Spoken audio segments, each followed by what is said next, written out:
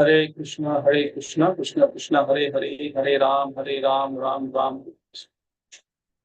Spotlight everybody.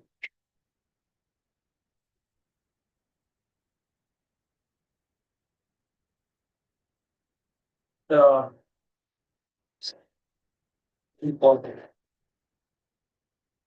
Hare Krishna. So let's begin the class today with small prayer. Hare Krishna. Just make sure that the audio, everything is clear. Good. Okay. Start with small prayer. Om Namo Bhagavate Vasudevaya. Om Namo Bhagavate Vasudevaya. Om Namo Bhagavate Vasudevaya. Om Ajnana Timirandasya Jnananjana Chakshur Anmritam Ena Tasmai Shri Guruve Namaha.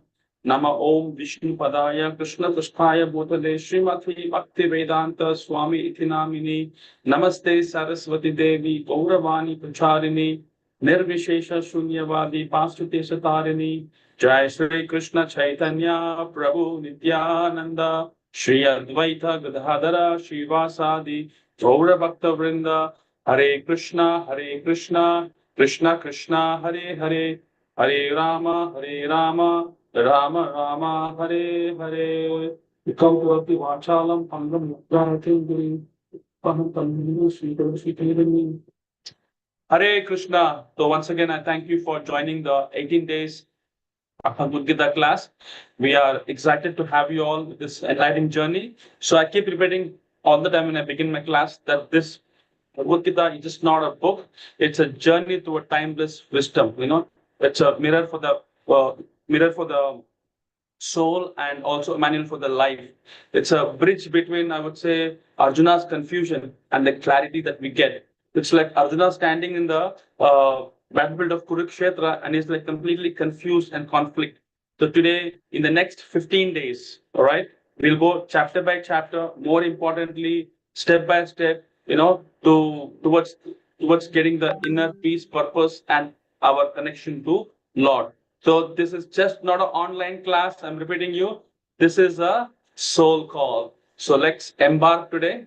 Not taking much time. So Prabhupada, as I keep telling, he's the founder Acharya of ISKCON, International Society for Krishna Consciousness. We could see Srila Prabhupada at the age of 70. One man from this great land of India, he traveled across the globe. In just a short span of 11 years, 14 times he circled the globe. And he made a revolution. What is impossible, he made it possible. We could see all the hippies into happies. All the foreign bodies. They are on the streets. Doing kirtan, Govinda Jai Jai, Gopala Jai Jai. It's really which is impossible task. But Prabhupada, because of his purity, because he's a great devotee of Lord, and that's when we could make a big impact. So today, he is the author of this book, Bhagavad Gita, and by his blessings, we will start our today's session. Hare Krishna. So today we are heading towards chapter 4. That's transcendental knowledge.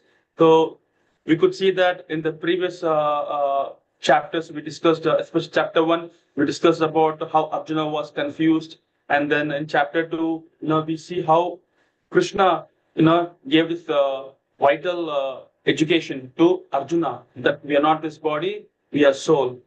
How the body keeps changing, but the soul remains eternal. Then we spoke about chapter 3, how the soul suffers because people follow their own interests. They don't follow according to the guidance of the Lord, So today we are heading towards chapter 4, very important, transcendental knowledge. This is about the eternal, education, the knowledge that was never became outdated.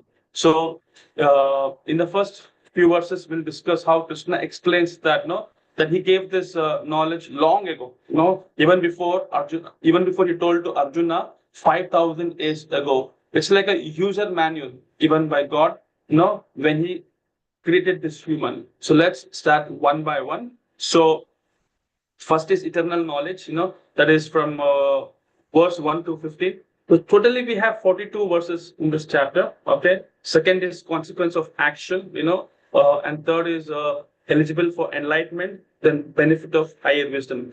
These are the major 4 categories which we will discuss. Under consequence of action, we'll speak about the different types of actions, what kind of work we do, and what is the result. Then when we go to eligibility of enlightenment, it talks about who is eligible, and then the benefits of a higher wisdom. Why spiritual wisdom is so important. All right. So we're just embarking now. So before I get into this, I have a quick question. What what should be done to get a spiritual knowledge? Should we read just books, or should we think inwardly, or should we approach a teacher, a spiritual master, or should we just go to puja and do some temple to puja? So I'll just share the polling. You can just tell me what is your understanding about this. Okay.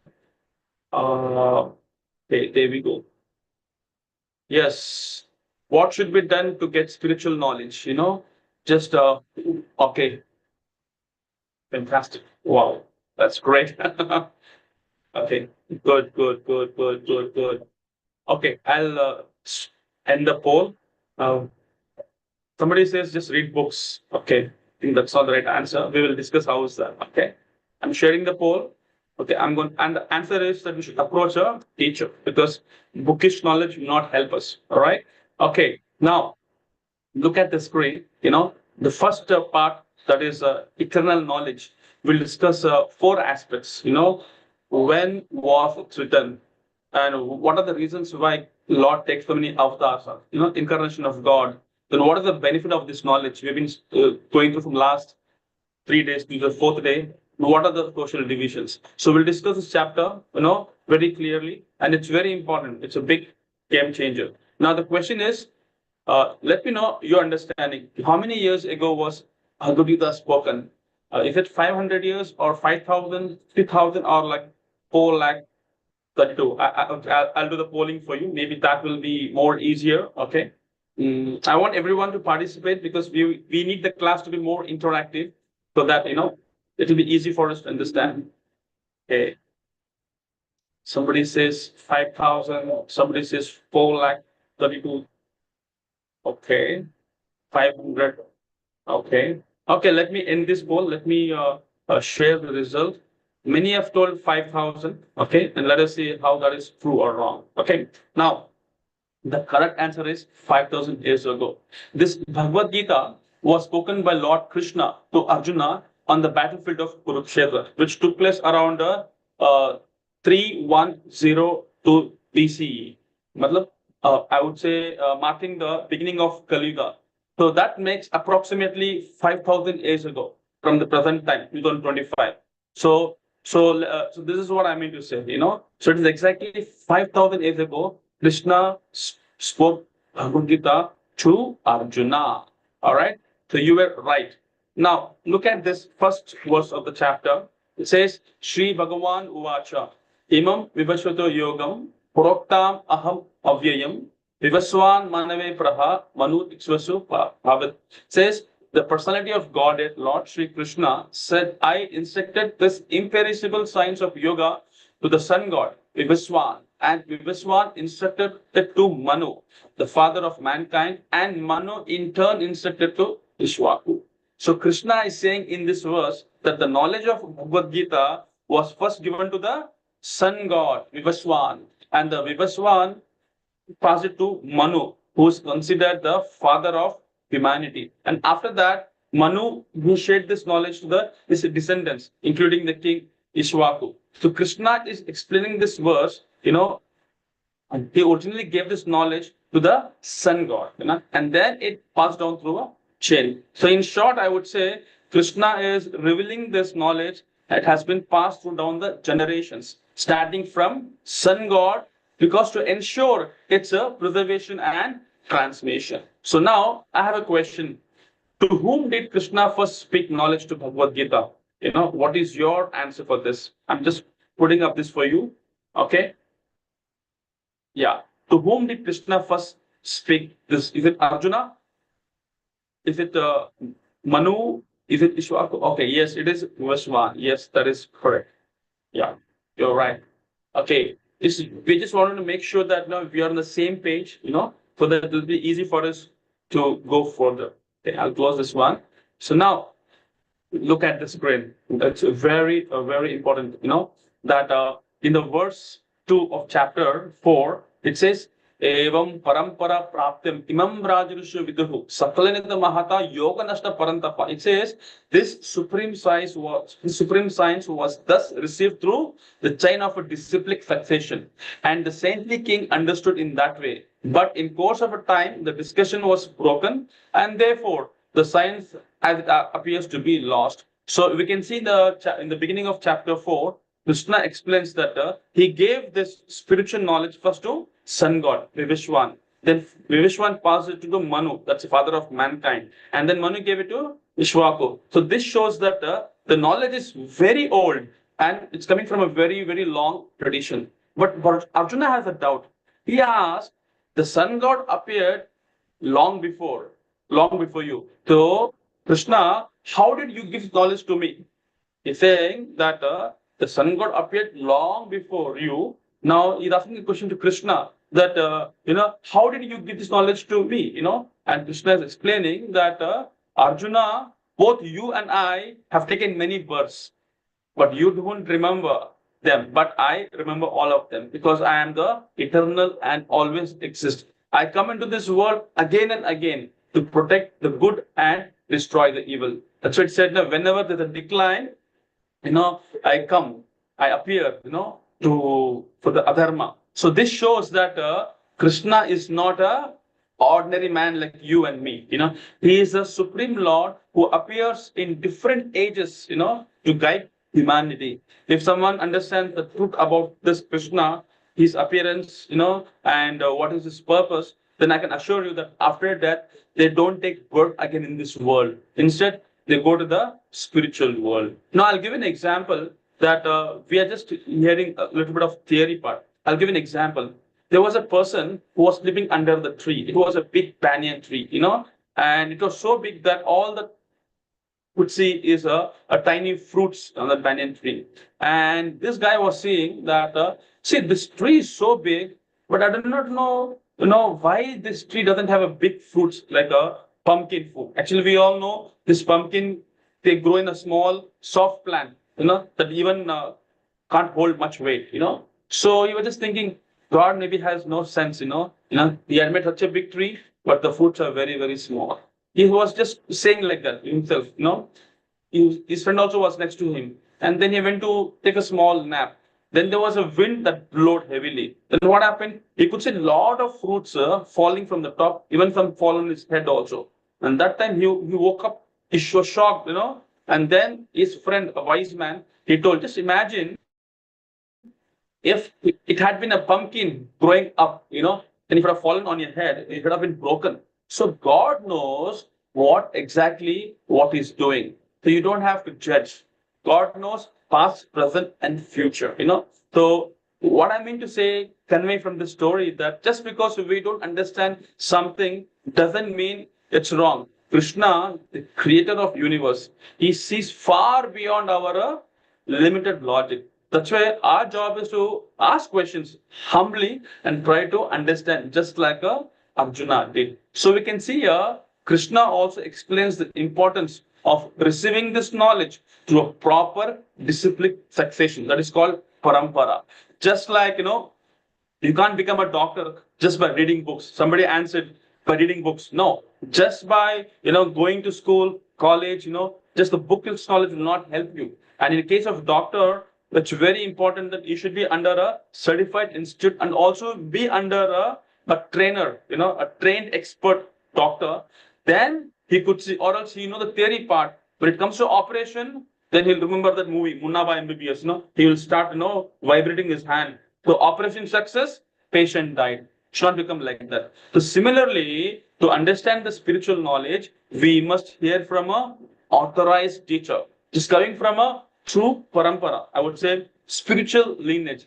Otherwise, the knowledge can get diluted or misunderstood. So nowadays, people are getting knowledge from where? From Facebook, from WhatsApp, from Instagram, So this is not the authorized source of gaining information. So that is why to gain information, there is authentic Vaishnava Sampradaya. What are they? One is Brahma. You can see on the screen. It says we have Brahma Sampradaya, we have Lakshmi, that is Sri Sampradaya, then we have Rudra Sampradaya, Kumara Sampradaya. So if you see Brahma Sampradaya, we have through Madhvacharya. Then we have Lakshmi Sri Sampradaya, we have through Ramanujacharya. Then we have Rudra Sampradaya, we have through Vishnu Swami. Then we have Kumara Sampradaya, the four Kumaras, that is through Nimbarka Acharya. So you see, it's a process.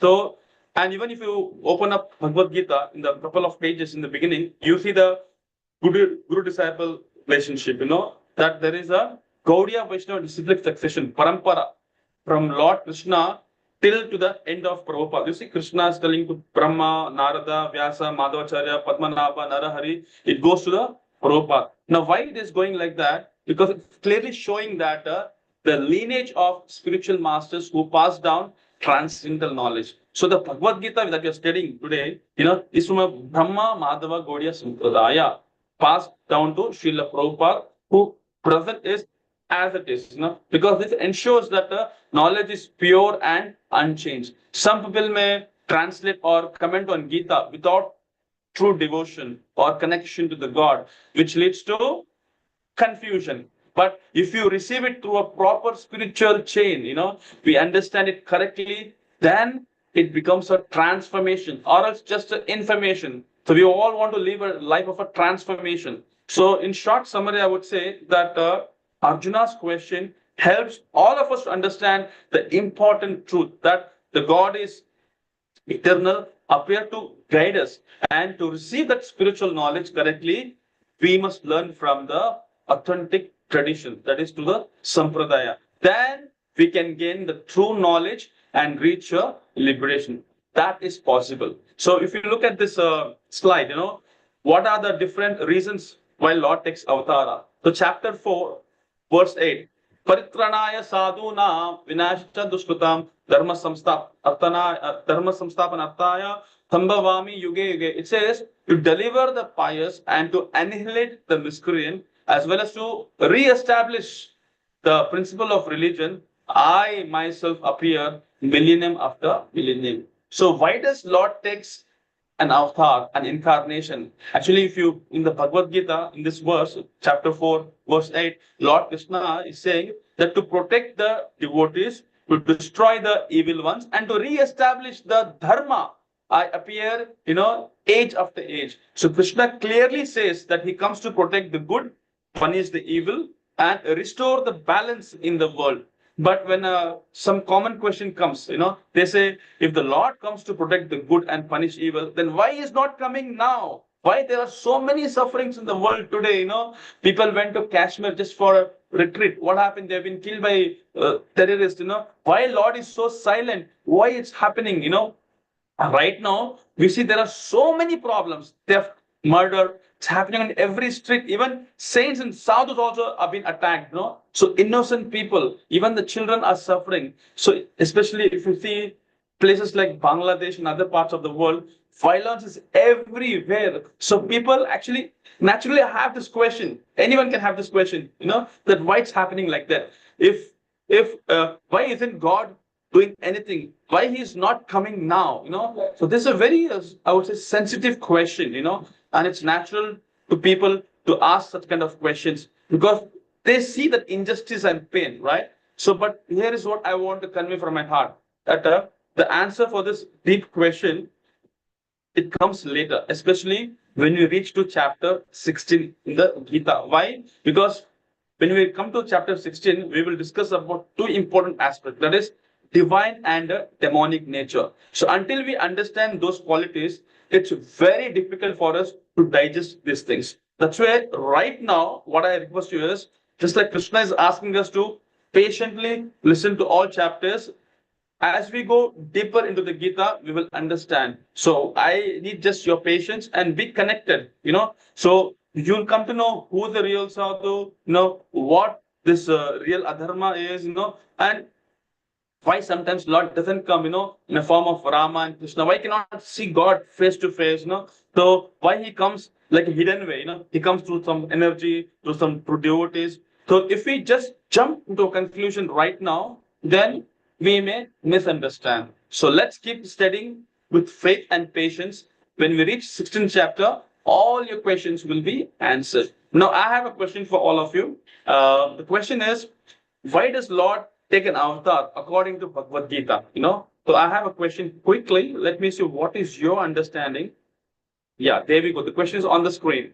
Why does the Lord take an avatar? This is according to Bhagavad Gita. Yes, to protect the good and destroy the evil. Yes, that's the right answer. That's the right answer. Yes, yes. Okay, thank you. I shared the results, and wow, amazing! Everybody are just giving one answer. That's really fantastic. That shows the interest, the level we have. Now, what is the benefits of this knowledge? Janma karma chame divyam evam tataha taktva ten punarjanma naitimamitiso Arjuna. So one who knows the transcendental nature of my appearance and activities does not, upon leaving this body, take his birth again in this material world, but attain my eternal abode, O Arjuna. So as I explained to you earlier, we don't get rebirth again in this material world. I'll give an example of Janak Maharaj. Actually, Janak Maharaj was a great devotee of Lord Ramachandra. He was a great devotee and he ruled, and he was deeply wise and spiritually enlightened person. Although a participant, he asked you, start somebody. Can change access permission there. I really don't know what's happening. Okay. So actually, I got something on the screen. Okay. So what I was telling you that although he was living in this material world, Janak Maharaj, he understood that I am not this body, I am a soul, right? And soul has no limitation. So he understood that because of this knowledge, because of his true self, divine nature, when he left his physical body, he did not return back to this cycle of birth and death like an ordinary person like you and me, but rather he attained liberation and he remained in the Lord's spiritual abode. You see, in the last couple of days, we are emphasizing that we're not this body, we are soul. We're not this body, we are soul. So this should at least go theoretically in our head, at least for the next couple of days. Then it's very easy for us to understand. Or else, ISKCON say ISKCON, and we are not still in ISKCON. It's like it's coming here, it's going out there. So try. I know it's some things are like very bouncing, but no problem. Just stay connected. Just be there. As I told you in the initial day, we asked you, even if you don't know, you have no idea, no knowledge, show interest. You will get to know things very easy. Now we're talking about the social divisions. Very important. Chaturvarna Maya system, guna karma vibhagasha. Tasya kartam apimam, vidya karmam avyayam. It says according to the three modes of material nature and the work associated with them, the four divisions of human society are created by me. And although I am the creator of this system, you should know that I am yet the non-doer, being unchangeable. So here, Lord Krishna is explaining the society divisions. It's talking about the four varnas, the rise from people's different gunas, qualities and their karma actions. But Krishna himself, as a supreme, he's beyond these actions. That means he creates, but he does not act ordinary being. This shows that the importance of performing our duties according to our nature, but without getting caught up in the ego or attachment. So this shows that Krishna is there and is not there. So I'll give an example. Let's say an architect.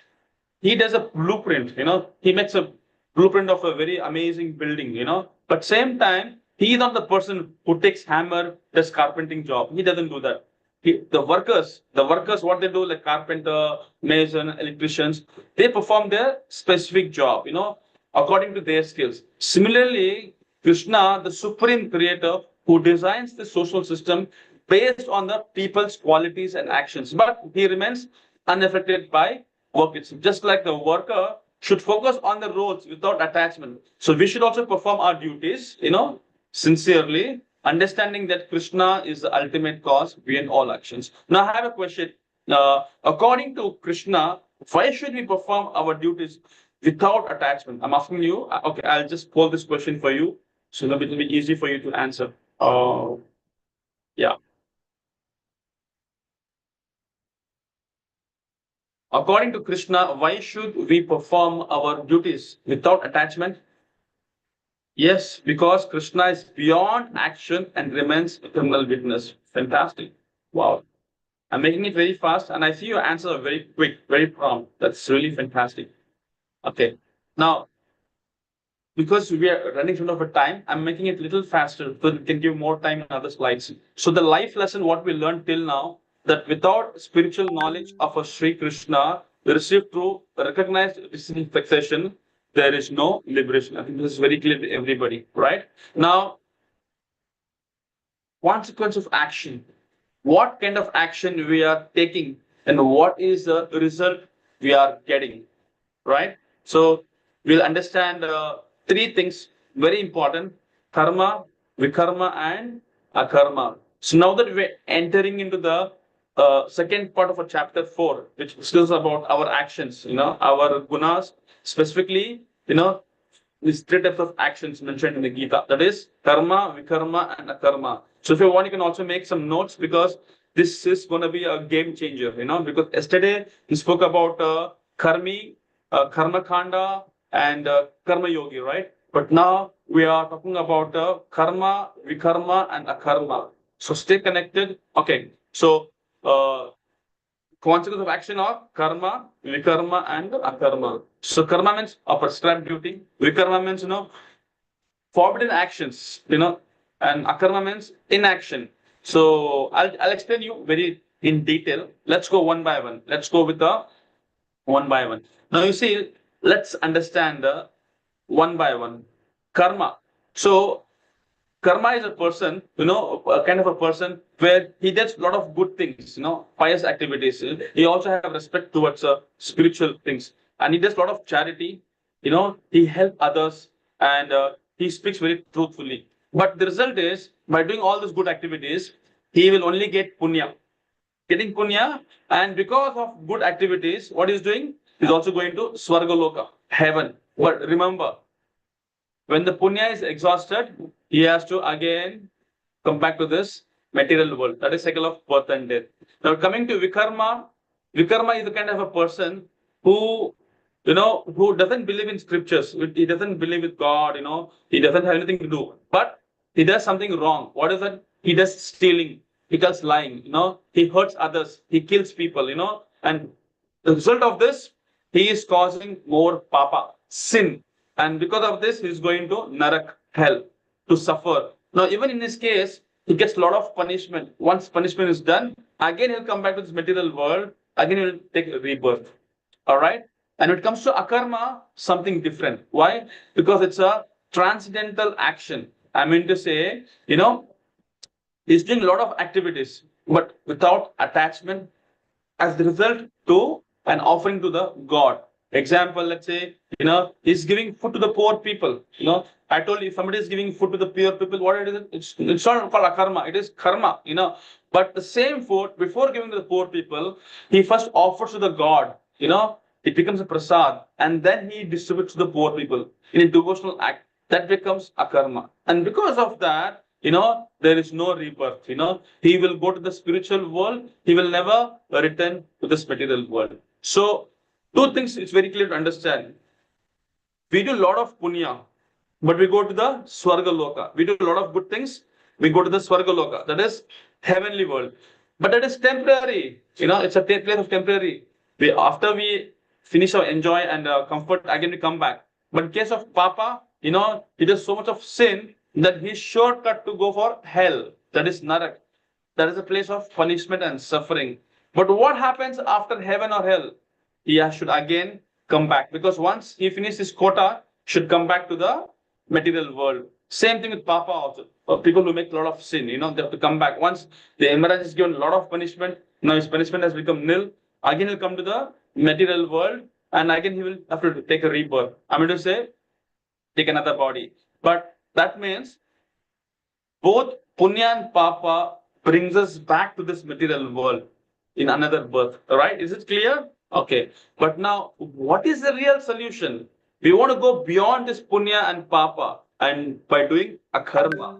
Because working for Krishna in devotion, there is no selfish desire, right? And such devotion action, it frees us from karma. No rebirth, no need to go to heaven, no need to go to hell. You will directly bypass everything and go to the spiritual world. So you may ask then, why is akarma is so superior? It is superior because, even good karma, like punya that you do, after you get good deeds, after your enjoyment, again you have to come back. You go to spiritual world, not spiritual world. You go to heavenly planet and come back, Swarga Loka. Same thing with the Vikarma also. It brings you back, but it's only karma, which break the cycle of birth and death. So we should not get stuck either in punya or papa. Instead, we should learn how we can work in the spirit of akarma with the devotion and attachment to start in Bhagavad Gita. I'll give you an example. Very important. I see that many people do a lot of annadana, So feeding poor people, like doing everyday food for life, Akshaya Patra, whatever, it's a punya, it's a good karma, but it's good, but it's a temporary result. Why? Because if the same food before giving to these poor people, you offer to Krishna and then distribute, then it becomes a karma. No? So then with the devotion, it leads to liberation. Now I have a question for all of you. Please pay attention. Yesterday I spoke about something called Sakama Karma Yoga and Niskama Karma Yoga. Niskama Karma Yoga, you remember? And today I'm speaking about Akarma. So Niskama Karma Yoga also is a person where he is detached. He does as a service to the Lord. Now even in the case of Akarma also, he is doing the same thing. So almost Akarma and Niskama Karma Yoga are the same. But Sakama Karma Yoga is like, he has some faith, but he has a little bit of selfishness, like Karma Yoga. That's why we have to overcome. From Karma, Vikarma to, we should come to Akarma. That is very important. Now, see, maybe in the next couple of classes, we'll also discuss how to do Akarma in a daily life and how to get this knowledge and from whom we should get. That we'll discuss once we go for the slides. So now I have a question for you. What type of action that can lead to liberation? No rebirth, no rebirth. Okay, let me put this question for you. So maybe it'll be easy for you to answer. Okay. Yeah, there we go. The question says, what type of action leads to liberation and no rebirth? Jai, thank you. I see you're all very attentive. It's akarma. Yes, akarma. Action dot attachment of food to food. Okay, so if you do karma, what happens? You have to again come back. So it is akarma. Okay, good. Yeah, I'm just stopping the sharing. Okay, good. So now, what is the life lesson we learned? That let us all perform our daily actions as akarma, so that we will not be binded by this. Okay. Now look at this. Eligible for enlightenment. That's chapter 4.34 verse. It says, Tad viti pranipatena pariprasthana sevaya upadakshante gnanam gnaninas darshina. Just try to learn the truth by approaching a spiritual master. Inquire from him submissively and render service unto him. The self-realized soul can impart knowledge unto you because they have seen the truth. So I have a question for all of you. How to get spiritual knowledge? How do we get spiritual knowledge? We have to get spiritual knowledge, we have to have a teacher, right? That is how we can get a real knowledge. By just going for schools and colleges, the books you have, you will not able to gain the knowledge. So what I mean to say is that we cannot understand spiritual truth just by reading or guessing.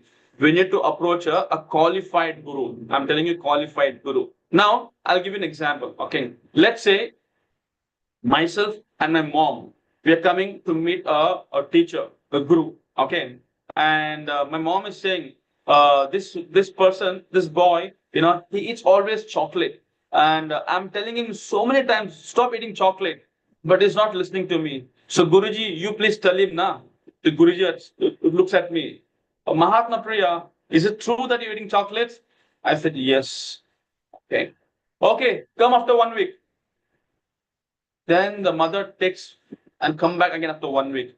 Now again we meet the Guruji, and he look at me. So Mahatma Priya, I heard that you're eating chocolates.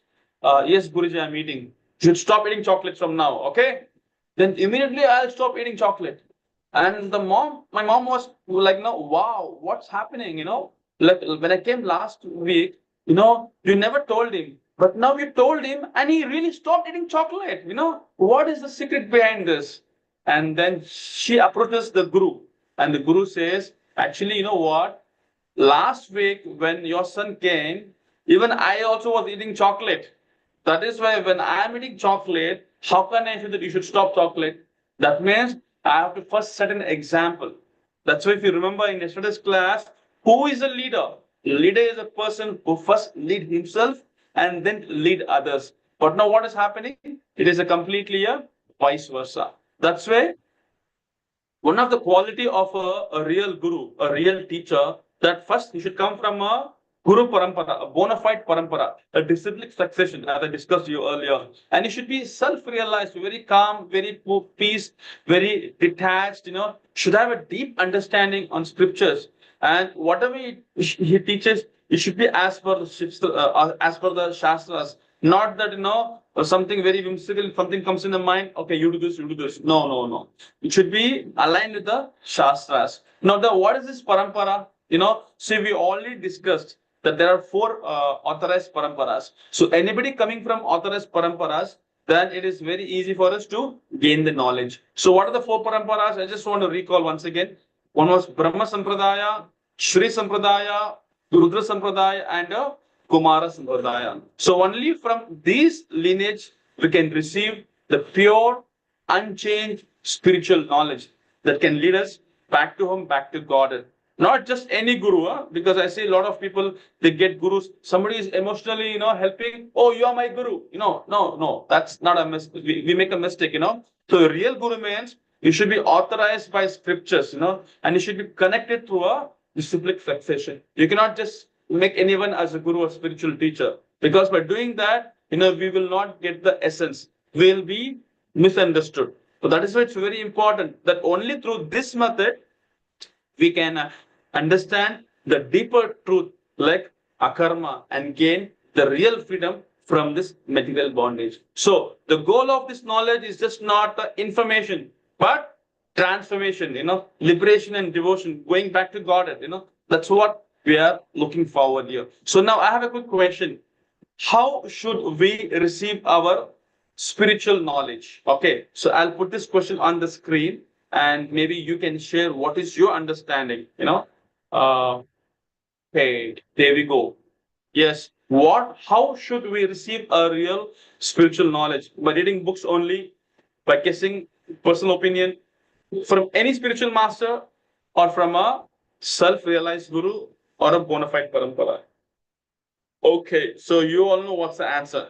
Answer is from a self-realized guru who's bona fide. Somebody says any spiritual master. Okay, just by somebody wearing saffron cloth, or maybe somebody is very old with the beards, you cannot just say you are my guru. You should be very careful. You have to observe them for many years, know them. Then only you should accept them as a guru, or else we will fall in a Maya's prey. So we have to be very careful in that case. Okay. So I share the result. Okay. I'll stop sharing now. Okay. There we go. So the life lesson that we can learn here is that spiritual knowledge must be humbly learned only from an authorized teacher, acharyas. All right. And now we're going to the very close part, the supreme wisdom, the benefits of this knowledge. Even it says, even if you are considered the most sinful of all sinners, when you are situated in the boat of transcendental knowledge, you will be able to cross over the ocean of miseries. Wow, such a profound translation on this Bhagavad Gita. It says, even if someone has done many bad things, if they get a true spiritual knowledge from a proper guru and follow them sincerely, then all their sins can be destroyed, just like a fire burns wood into ashes. So this knowledge helps us to cross over all sufferings and reach peace. That's why we need to approach a a guru not from a WhatsApp, not from Instagram, not from a Facebook, but through a authorized source, through proper parampara, spiritual lineage, then we can learn the truth. Now, I'll give you an example. Maybe this can make you more clear. This example of a dacoit Ratnakar. There was a Daku, Ratnakar, who was a hunter. What he does is, he should never kill the animal completely, just half killing. Take bow and arrow, just kill, and he see that when they are like trembling, it's like, it's like trembling, he sees, he feels a lot of joy. So that time, Narada Muni, interfered. He said, hey, Ratnakar, what are you doing? You are doing a big mess. Because of this, you will be punished in a hell. So, you know how dangerous the punishment will be? You will be put into the hot boiling, like a samosas, like pakoras, you'll be boiled in that, So you're making a big mess. If you want to kill completely, but don't kill half, because by doing that, they're suffering a lot. It is a sin. And then this Ratnakar said, what are you saying? I've been doing from from my ancestor. This is what our occupation is. So I think you are a wrong person. Immediately, Ratnakar, what he did, he tied Narada Muni in the tree. And then Narada Muni was very calm and peace. He said, see, what you're doing is a mess, and because of that, you have to suffer a lot. That is 100% for sure. Now, if you don't believe what I'm saying, then very simple. You have tied me, I'll be here only. I will not move an inch. Go to your family, ask your father, ask your mother, ask your wife, ask your children, ask your grandfather, grandmother, anyone you ask them, will they share your sin? And Ratnakar said, yes, they will share because I'm doing for their livelihood only. He said, okay, fine, you go ahead and check. So Ratnakar went, he checked with his family members. None of them were willing to accept the sin. They said, you're causing so much of suffering for animals. Why do you want share your quota? We are sorry. We will not accept the suffering of your sin. They all denied. And this Ratnakar, he got transformed. He came and he touched the feet of Narada Muni. He asked apology. He said, please forgive me. Help me. How do I come out from this hellish activity?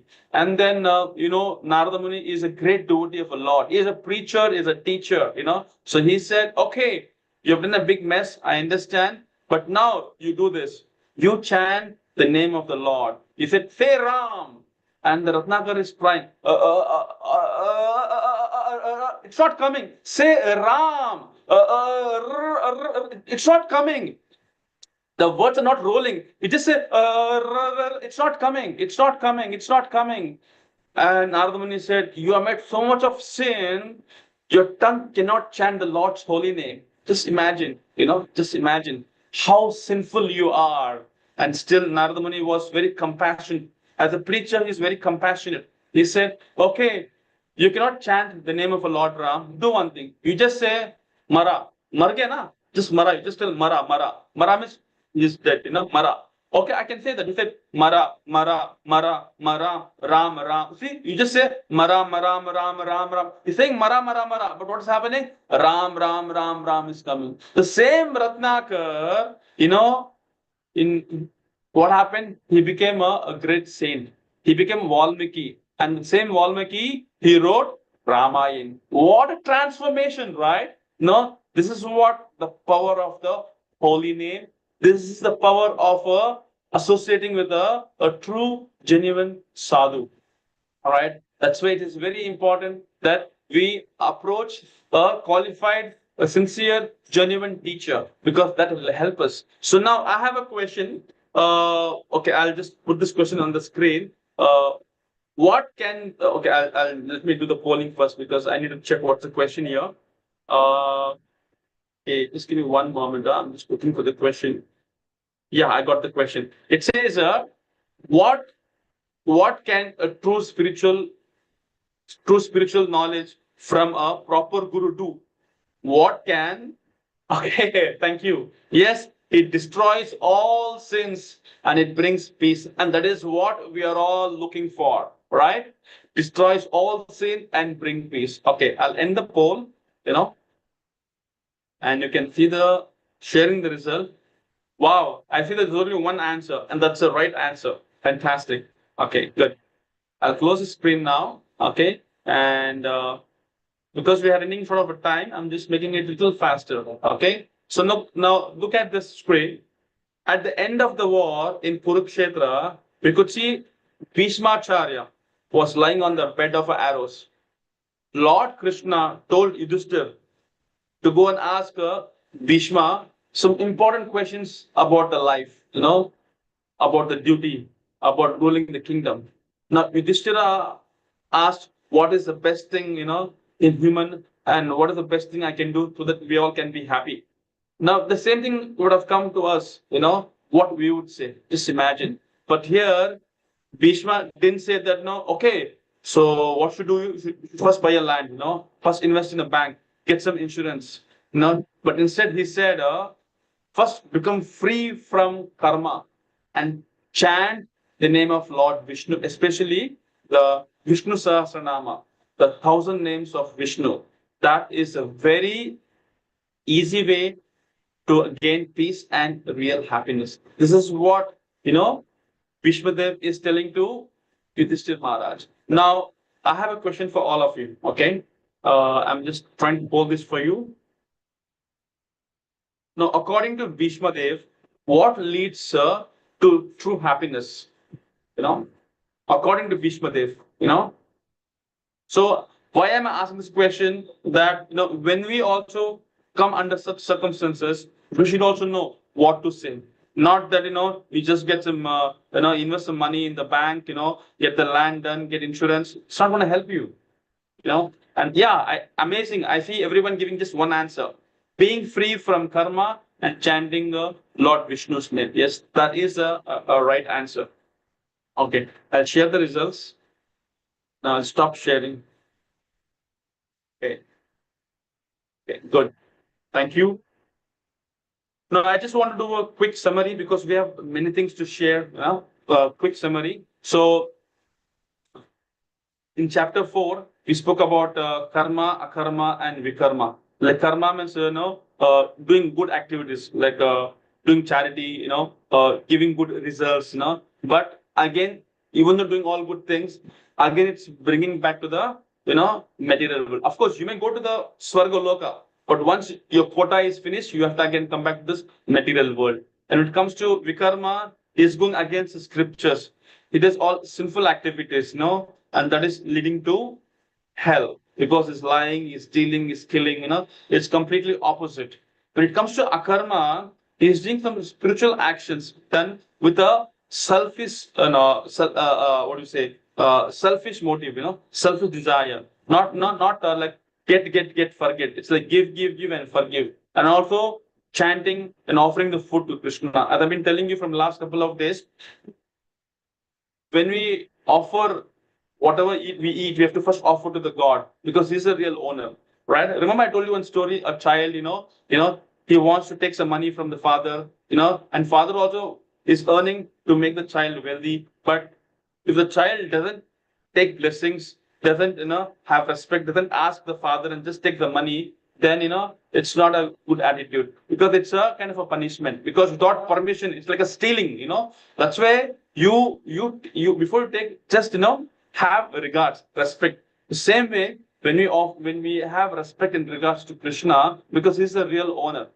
That's what I was trying to say yesterday, right? So akarma is an activity where you're doing a lot of activities, but same time you're keeping God in the center. All right. I'll give an example. This happened just a couple of days before. When I was traveling, I just got into the airport. I was just coming to this place, Hyderabad. So I was in a car and I would see some beggars, they are like knocking the window, asking for some money. And I said, you chant Hare Krishna, I said. They are not chanting, And then what I did was I just took some prasad with me. I gave them and they started taking it. Then I said, chant Hare Krishna. And they were smilingly saying, Hare Krishna, they said. That means this prasad is Prabhu ka Sakshat Darshan, Prasad has such a strong impact, Even by giving money, you cannot make them to chant. But if you give prasad, it makes a big difference. Why? Because this prasad is a karma-free food. That means there is no karma in that, So it is akarma, that's what I wanted to share. So now coming to the last part of this session today. So how do we do akarma then? We can do this by, just now I discussed, chanting the Lord's holy name. Hare Krishna, Krishna Krishna, Hare Hare, Hare Ram, Ram Ram, Hare Hare. And also, we should, by taking prasadam, offer to the Lord and serving the Lord with the devotion. Some of the important points that I want to make before I conclude this slide is that, that this knowledge is very ancient. It was first spoken by Krishna to the Vishwan, remember, sun god, and then all great acharyas recommended the chanting of the God's name, because chanting purifies the heart and destroys all sin. So the message that we can take home today is that do devotional activities, akarma, and go back to the spiritual world, and no need to come back to this repeated birth and death. So the conclusion of today's chapter is that the life lesson is that without the spiritual knowledge of Sri Krishna, there is no liberation. And we should perform all our daily activities as akarma. And serving with faith and asking questions humbly, one can receive spiritual knowledge through a bona fide disciplined succession. And finally, this is a very wonderful verse. I'm sure many of you have heard this. Okay, Vishnu Sahasranama. This verse is from introduction to the Vishnu Sahasranama, where Yudhishthir Maharaj is asking Bhishma some questions, about most effective way to worship and remember God. And that time, in this word has been referred. So Parvati Maya, who's the wife of Shivji, she asked Lord Shiva how people in today's busy world, because we admit, right, we are very busy with Instagram, Facebook, Reels, WhatsApp. So many media is bombarding literally. That's why I say an addiction to distraction is the end of a creative production. Sometimes we want to use the phone, but the phone started using us. So being in such a kind of a dilemma situation, how is it we can find time to chant 1,000 names of Lord Vishnu? So even Mother Parvati also, she was worried because of her younger generations like you and me. So Lord Krishna, the big smile, he says, if you chant the name of Lord Rama once, it says, Shri Rama Rama Rameti Rame Rame Manorame Sahasranama Tatulyam Rama Nama Varanane. So what does it mean? It means that if you chant the name of Lord Rama once, it is equal to chanting 1,000 names of Lord Vishnu. That means if you say Rama, that means you have chanted 1,000 times Vishnu Sahasranama. And also it goes further. If you chant 3 times Rama, Rama, Rama, that means it is equal to chanting one name of Krishna. Amazing, right? Sri Rama Rama Rameti Rame Rame Manorame Sahasranama Tuttalyam Rama Name Varanane. Amazing, right? And something more about this is that if you chant 3 times Rama, it's like 1 time of Krishna. Hare Krishna, Krishna Krishna, Hare Hare, Hare Rama, Rama Rama, Hare Hare. Finally, it is mentioned in the Kali Sankham Upanishad that this Hare Krishna mantra is the topmost Maha mantra. Iti Shodaka Nam Kali Kalma Sunasanam, Nata Parahuttara Paray, Sarva Vedeshu Drishyate. Because this name of the Lord of the world's Kali, the Lord of the world's Vedeshu Drishyate. I'll tell the translation of this. It says, these 16 names are the only way to overcome the evil effects of Kali Yuga. There is no other way to cross the ocean of birth except by chanting these holy names. This is the conclusion of all Vedas. Like in Bhagavad Gita, we have 700 slokas, 18 chapters. Like that, Bhagavatam, we have 12 cantos and we have 20,000 slokas. In the last sloka, it says, Nama Sankirtan Yasya Sarva Papa Pranashanam Pranama Sapudusamanas Tam Namami Haripriya. The conclusion is that the holy name is the only way where it can protect us. That's why it's mentioned that Galerdosenide Rajan Asti Heko Mahan Gunan Kirtateva Krishnasya Mukta Sangha Param Rajit. So in Kali Yuga, war and hypocrisy, they go hand in hand. You do good to others, that person will not do good. We will do bad only. Why? Because this is a symptom of Kali Yuga. As I told you earlier, if you have some money in the pocket, I would say, how are you? If you have no money, I'll say, who are you? That's the how it is. It's like tick for tat. So here we could see that Lord Brahma is telling, the name of Lord Krishna even few times is more powerful. That's why the Mahamantra is given in the Kali Santana Upanishad. Hare Krishna, Krishna Krishna, Hare Hare, Hare Rama, Rama Rama, Hare Hare. So this Mahamantra destroys all sins and brings spiritual happiness. So from tomorrow, I would humbly request you that come 10 minutes earlier to the class. We all can chant one round of Hare Krishna Mahamantra, so that, they say now, coming together is a beginning.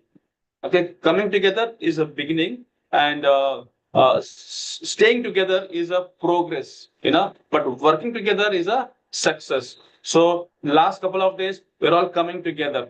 Now, the next step is we'll stay together. And the last day, it's like we are working together, because we need beginning, we need progress, and finally we need success. And that'll all happen. Just stay connected. And finally, this is what I want to say, that the next chapter is Karma Yoga, action in Krishna consciousness. So you heard a lot of theory, I understand, but now it's a time to live it. So chapter 5, it's a Karma Yoga, action in Krishna consciousness, the ultimate secret, how to work and stay free from karma. So now I think it's exactly 9 o'clock. So now we'll have a quick question and session. Okay, you can raise your hands. All those who have some questions can raise your hands, so that everybody gets an opportunity, and it will be easy for us to answer them. Okay, you can raise it. Anybody has any question? You can just raise your hands. No questions? Wow, that sounds great, huh?